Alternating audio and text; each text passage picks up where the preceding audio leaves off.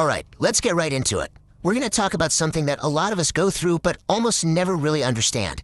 We're talking about emotional numbness, that weird feeling where you're just moving through life on autopilot. And we're going to explore why your brain might actually be doing that on purpose. Seriously, I want you to pause for a second and really think about that. I don't mean feeling kinda okay or, stressed. I mean, when was the last time you felt that rush of pure, unfiltered joy, or even that deep ache of sadness? If you're struggling to remember, well, you're not alone. And this quote just hits the nail on the head, doesn't it? You get up, you go to work, you scroll on your phone, you go to bed. You're functioning, you're checking all the boxes, but it feels like all the color has just been drained out of the world. You're operating, but you're not really living. So what is this void, this feeling of nothingness? Let's actually unpack that, because it is not what most people think it is. When someone asks how you are, it's so easy to just say, "Oh, I'm just tired." But this is so much deeper than that. This isn't the kind of tired that a good night's sleep can fix. It's a soul-deep exhaustion.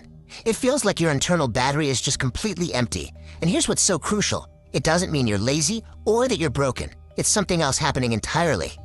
And this is the core idea we're digging into today. That feeling of numbness, it's not a bug. It's a feature. Your brain made a conscious, intentional choice to flip a switch and just turn off the lights. The real question is, why on earth would it do that? And that's where this whole idea of a circuit breaker comes in. To really get why your brain would plunge you into darkness, you have to start thinking of it like a big, complex electrical system, one that has a built-in safety feature. Now, in the world of psychology, this state has an official name: emotional blunting. It's a well-known response to being completely and utterly overwhelmed. But what does it mean to be overwhelmed in this way? Well, it happens when the system just gets overloaded. Think about things like trauma or chronic long-term stress or severe anxiety. These are like plugging way too many high-power appliances into the same outlet. Your nervous system is running so hot for so long that it feels like it is constantly on fire. So what does the brain do? It does exactly what the circuit breaker in your house does when it senses a potential fire. It says, "Nope, that's enough. We cannot survive this level of pain and chaos." And it trips the switch. It cuts the power. Everything goes dark. I really want you to let that sink in for a second. The numbness isn't the problem. It's not a disease. It's your brain's powerful, almost primitive attempt to protect you. It's basically sedating you from a pain that it thinks is just unsurvivable. It's a shield.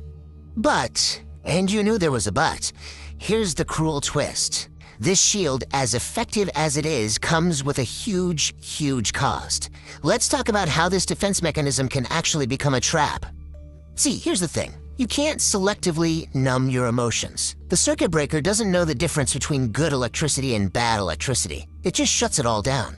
So when your brain numbs out the grief, the fear, and the anxiety, it also inevitably blocks the love, the excitement, and the connection.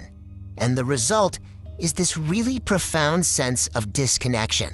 It's like you're there with your friends, but you're not really there. You put on your favorite album, and it's just noise. You are completely safe from the pain, sure, but now you're also completely alone in the dark. So, how can you tell if you're stuck in this state? It often starts to leak out in our everyday habits, in our behaviors. Let's go through a couple of really common signs. First, there's the dopamine black hole. When you find yourself scrolling endlessly, not even really looking for anything interesting, just hunting for some kind of spark, any little flicker of feeling that never seems to come. Then there's phantom isolation. That's when you cancel plans, not because you're actually busy, but because the thought of putting on that happy mask and pretending you're okay, it's just too exhausting. And then there's a darker one, the urge to destroy. It's that secret, desperate need to feel anything, so you think about starting a fight or doing something reckless just to break through the static. Okay, if any of what I just said felt a little too familiar, I really want you to hear this. You are not stuck there forever. That circuit can be turned back on. But you have to be gentle. It's a slow process, like thawing ice. But first, you have to understand this massive trap. It's the belief that you can just wait it out, that one day you'll just magically wake up and feel like living again. The tough truth is, it doesn't work that way. The feeling doesn't come first. Your brain still thinks the danger is out there, so it's keeping the power off. You have to be the one to act first. So what can you actually do? 3 things. First, ground the body. Numbness is a disconnection, so force the mind and body to get back on speaking terms. Use strong physical sensations, a freezing cold shower, holding a piece of ice. It shocks the system back online. Second, micro moments of truth. The next time someone asks how you are, instead of the automatic, "I'm fine," try saying, "I'm feeling really disconnected today." Just that tiny bit of honesty starts to crack the ice. And third, maybe the most important, action before emotion. Go for the walk while you feel empty. Call your friend while you feel numb. Do the things a living person would do, and eventually, feeling will follow the action. Look, the void is quiet, and in a way, it's safe, but it isn't living. Your brain used this shutdown to get you through something. It was trying to protect you. And now, it's your job to gently show it that it's safe to start turning the lights back on. It is time to feel again, even if, at first, it hurts a little.